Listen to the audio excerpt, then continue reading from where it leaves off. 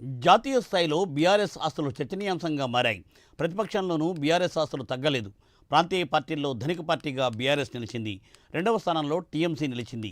తాజాగా కేంద్ర ఎన్నికల సంఘం ప్రకటించిన దాని ప్రకారం బీఆర్ఎస్ ఆస్తుల విలువ 1,618 కోట్ల రూపాయలుగా ఉంది.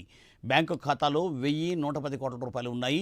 బీఆర్ఎస్ పార్టీకి 2023-2024లో వచ్చిన విరాళాలు 580 కోట్ల రూపాయలుగా ఉన్నాయి.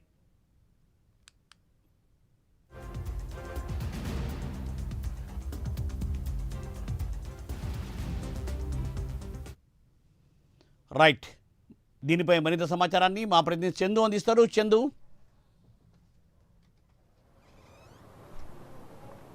మూర్తి, బీఆర్ఎస్ పార్టీకి సంబంధించిన ఆస్తుల అంశం మాత్రం జాతీయ స్థాయిలో చర్చనీయాంశంగా మారింది. ఇటీవలే కేంద్ర ఎన్నికల సంఘం అన్ని పార్టీలకు సంబంధించినటువంటి ఆస్తుల వివరాలను కూడా వెల్లడించింది. ఇందులో ఒకవైపు ప్రతిపక్షంలో బీఆర్ఎస్ పార్టీ ఉన్నప్పటికీ కూడా ఆస్తుల విషయంలో మాత్రం తగ్గేదేలే అన్నట్టుగా ముందుకెళ్తున్న పరిస్థితి కనిపిస్తుంది. ముఖ్యంగా ప్రాంతీయ పార్టీలో చూసుకున్నట్టయితే అత్యంత ధనిక పార్టీగా కూడా బీఆర్ఎస్ పార్టీ రికార్డులకు ఎక్కింది. రెండవ స్థానంలో తృణమూల్ కాంగ్రెస్ పార్టీ ఉంది. ముఖ్యంగా తాజాగా ఎన్నికల సంఘం ప్రకటించిన దాని ప్రకారం 1618 కోట్ల రూపాయలతో ప్రాంతీయ పార్టీలో అత్యంత ధనవంత పార్టీగా కూడా బీఆర్ఎస్ పార్టీ ఉంది. ముఖ్యంగా ప్రస్తుతం బ్యాంకు ఖాతాలో 1110 కోట్లు ఇప్పుడు ప్రస్తుతం నిల్వ ఉన్నాయి. బీఆర్ఎస్ పార్టీకి 2023-24లో 580 కోట్ల విరాళాలు కూడా వచ్చాయి. ముఖ్యంగా ఫిక్స్డ్ డిపాజిట్ల ద్వారా 101 కోట్ల రూపాయలు ఫిక్స్డ్ డిపాజిట్ల ద్వారానే వచ్చిన పరిస్థితి కనిపిస్తుంది. ముఖ్యంగా చూసినట్టయితే 2023 అసెంబ్లీ ఎన్నికల సమయంలో 197 కోట్ల రూపాయలు ఆ పార్టీ ఖర్చు చేసినట్టు కూడా బీఆర్ఎస్ పార్టీ ఎన్నికల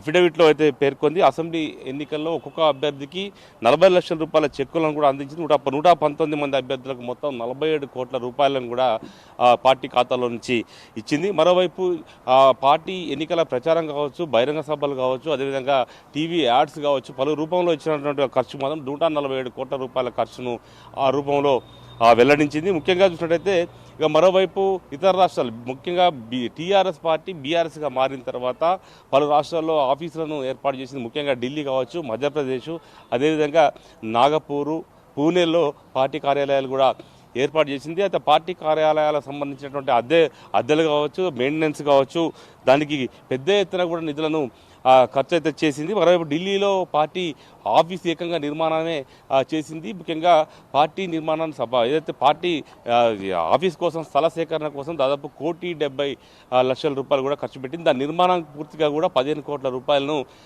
పార్టీ ఖర్చు చేసింది. ఇక మరోవైపు కోకాపేటలో కూడా 11 ఎకరాల భూమిని కూడా కొనుగోలు చేసింది. పార్టీ ఆఫీస్ పెద్ద ఎత్తున అక్కడ నిర్మించాలని కూడా భావించింది. దానికోసం 7 కోట్ల రూపాయలు ఆ పార్టీ ఖర్చు చేసింది. మరోవైపు జిల్లా పార్టీ కార్యాలయాలు కూడా 33 జిల్లాల్లో పార్టీ కార్యాలయాలను కూడా బీఆర్ఎస్ పార్టీ ఏర్పాటు చేసింది. దీనికోసం దాదాపుగా 25-30 కోట్ల రూపాయల పార్టీ కార్యాలయాలు కూడా ఖర్చు పెట్టింది. అందులో ఆ పార్టీ కార్యాలయాలు ఏసీలు కావచ్చు, ఫర్నిచర్ కావచ్చు, తదితర అంశాలు ఏదైతే ఉంటాయో మిగతా సామాన్లు సంబంధించి మొత్తం 30 కోట్ల వరకు కూడా పార్టీ కార్యాలయాలు ఖర్చు పెట్టింది. మొత్తంగా చూసినట్టయితే దేశంలో ఎన్నో ప్రాంతీయ పార్టీలు ఉన్నాయి. ముఖ్యంగా బీఆర్ఎస్ పార్టీ కంటే ముందు పుట్టిన పార్టీలు ఉన్నాయి. ఎందుకంటే తృణమూల్ కాంగ్రెస్ కావచ్చు, బీజేడీ కావచ్చు, ఇలాంటి పార్టీ, సమాజ్వాదీ పార్టీ కావచ్చు, బీఎస్పీ కావచ్చు, ఇలాంటి పార్టీలు ఎప్పటి నుంచో మనుగడలో ఉన్నప్పటికీ కూడా బీఆర్ఎస్ పార్టీకి సంబంధించినటువంటి ఆస్తుల అంశంలో మాత్రం బీఆర్ఎస్కి అత్యధిక ఆస్తులు కలిగి ఉండడానికి మాత్రం జాతీయ స్థాయిలో ఒక చర్చగా అయితే మారిందని మనం చెప్పవచ్చు. ఎందుకంటే పార్టీకి విరాళాలు పెద్ద ఎత్తున వస్తున్నాయి. ముఖ్యంగా ఎన్నికల ముందు ఎన్నికల బాండ్ల రూపంలో కూడా పార్టీకి పెద్ద ఎత్తున విరాళాలు వచ్చిన నేపథ్యంలో పార్టీ ఆస్తులు ప్రతి సంవత్సరం పెరుగుకుంటూనే వెళ్తున్నాయి. ముఖ్యంగా ఇవన్నీ కూడా అఫీషియల్గా ప్రస్తుతం వీళ్ళు చూపెట్టినటువంటి ఫండ్స్, కానీ ఇంకా అనఫీషియల్గా చాలా ఖర్చు పెట్టి ఉండొచ్చు, కానీ వాటిని లెక్కల్లో చూపెట్టని పరిస్థితి అయితే మనకు కనిపిస్తూ ఉంటుంది. కాబట్టి ముఖ్యంగా చూసినట్టయితే ఇప్పుడు దేశంలో అత్యంత ధనిక పార్టీగా ఉన్నటువంటి బీజేపీ పార్టీ మొదటి స్థానంలో ఉంటే రెండో స్థానంలో కాంగ్రెస్ పార్టీ ఉంది. కానీ ప్రాంతీయ పార్టీల విషయాలకు వచ్చేసరికి మాత్రం ఖచ్చితంగా బీఆర్ఎస్ పార్టీ అత్యంత ధనిక పార్టీగా కూడా పేరొందింది. ముఖ్యంగా తర్వాత తృణమూల్ కాంగ్రెస్ ఉంది, ఆ తర్వాత మిగతా పార్టీలని వైఎస్ఆర్సీపీ కావచ్చు, టీడీపీ కావచ్చు, ఇలాంటి పార్టీలన్నీ కూడా ఉన్నవి. ఇప్పటికే తెలుగుదేశం పార్టీ బీఆర్ఎస్ పార్టీ కంటే ముందు ఉన్నప్పటికీ కూడా ఈ విషయంలో మాత్రం వెనుకబడిందని చెప్పవచ్చు. ఎందుకంటే ఎప్పటి నుంచో పార్టీని నడిపిస్తున్నప్పటికీ తెలంగాణ రాష్ట్ర సమితి పార్టీకి మాత్రం పెద్ద ఎత్తున విరాళాలు వస్తుండడం మాత్రం ఇక్కడ మనం చర్చించుకోవాల్సిన అవసరం అయితే ఎంతైనా ఉంది. Murthy, thank you Chandu, thanks for update.